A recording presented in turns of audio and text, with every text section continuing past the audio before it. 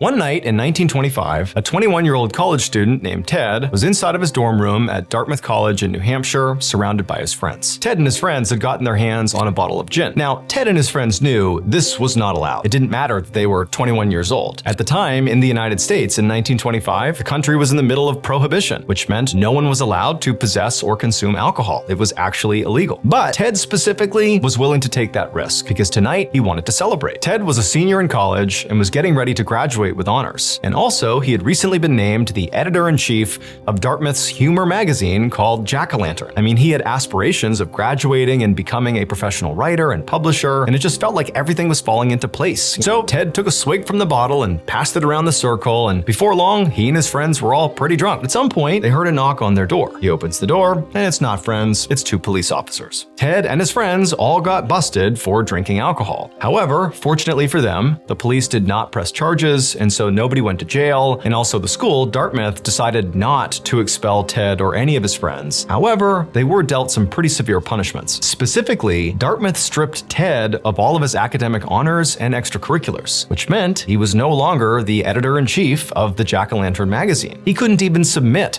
to put anything in writing into that magazine. Ted was heartbroken. Ted was not quite ready to just totally give up on this magazine. He knew this magazine did accept submissions from the public, and so he thought, okay, well, I'm not allowed to submit anything to this magazine, but maybe if I come up with a different name, a pen name, then I can submit my work, they won't know it's me, and maybe I can get something published. And so that's exactly what Ted began doing, and the new editor-in-chief of this magazine had no idea this pen name was actually Ted. They thought it was some new person they had never heard of, and they were so wowed by the work, and they began publishing all of Ted's work, not realizing it was his. And for Ted, oddly enough, this became in some ways more satisfying than when he was writing under his own name. And so he just continued up with this ruse for the rest of the time he was at Dartmouth, and then after he graduated, he just continued to write under this pen name. Throughout the rest of his life, Ted would write and illustrate over 60 books, all under this pen name, a name he came up with basically just because he got caught drinking in the dorm in college. These books would entertain and inspire generations of people, and in fact, he would even win a Pulitzer Prize for his contribution to American literature and education. Ted's full name was Theodore Geisel, but I'm sure you know him much better by his pen name, which is Dr. Seuss.